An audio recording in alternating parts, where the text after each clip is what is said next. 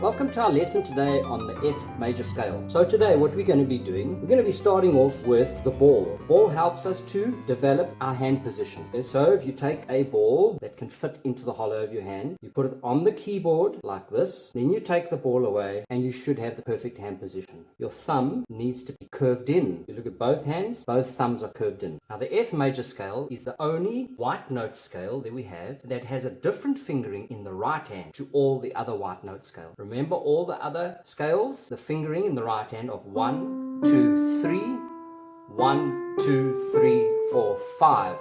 Going up, when we come down, 5, 4, 3, 2, 1, 3, 2, 1. So the 3 goes over.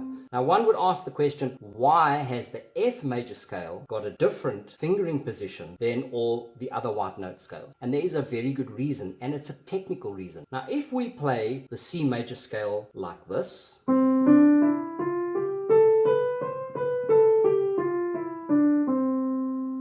if I play it like this,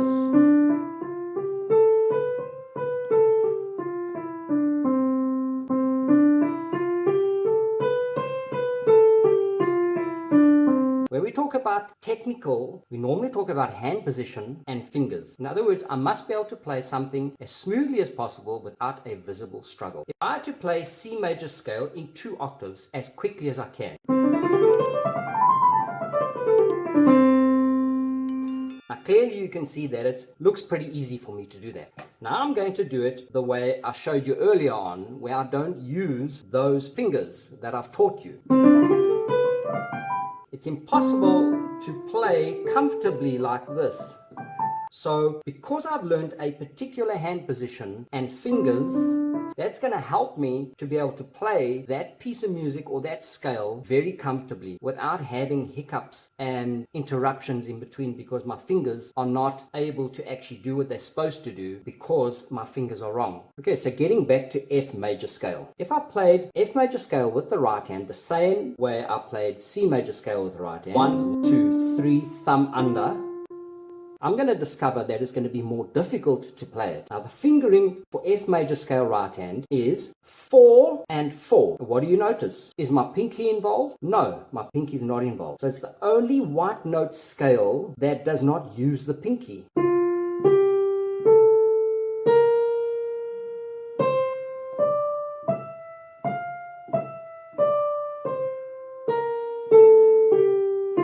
So what did you notice? I actually end the scale on the 4th finger, even if I did it 2 octaves.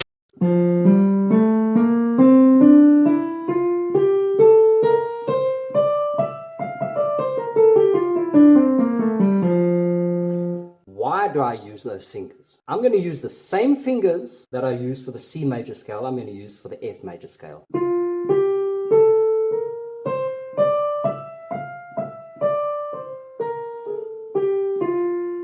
Does that look awkward or not?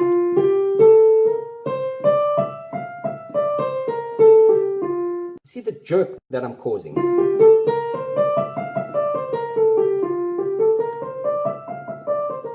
That's a whole extra movement. In general, when we play our scales, we don't want any extra little movements. In our very first lesson, what did we talk about in regard to the thumb? The thumb is the shortest finger on our hand by far. So in order to be able to use the thumb correctly, I cannot have my fingers on the edge of the keys because my thumb is not engaged. So I've got to bring the fingers in so that my thumb can be engaged. And normally my thumb is just sort of on the very front part of the keys. You've got to understand that the keyboard, the piano keys, are divided into 3 sections. The front part, we have the middle part, the back part. So if I am playing a piece of music where I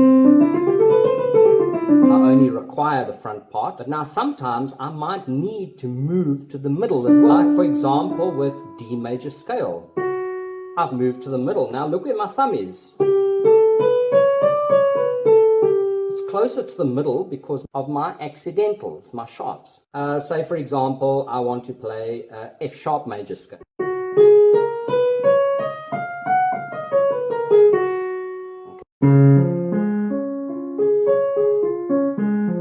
Now look at that. If I did this, this is what we call arpeggios.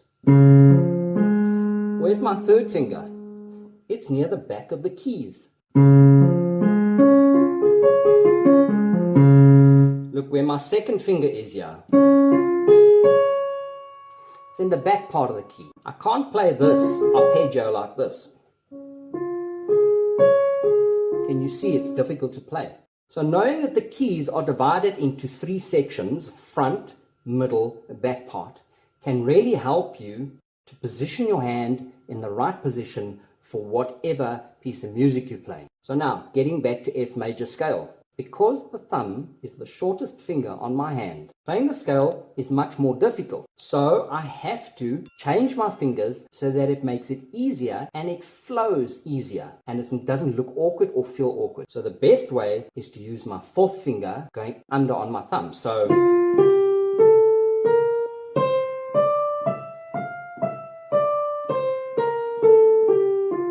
now for me, the F major scale is one of the most comfortable scales to play because of this. All I need to remember is the pattern 1, 2, 3, 4.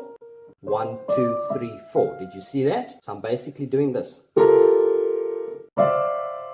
So for me, F major scale, straight away in my mind, I see this.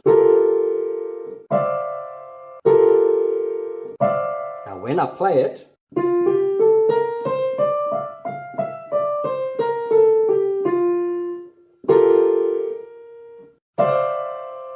how many notes does F major scale actually have? If you had to just look at the keys here, I see 1, 2, 3, 4, 5, 6, 7, 8, 9. But because I'm playing the B flat as my accidental and the key signature of F major, I don't have to play the B natural. I don't have to play the white key of B. The thing that you've got to be careful when you play F major is the thumb going under the 4th. We used to playing 3 thumb under, but because I'm using 1, 2, 3, 4,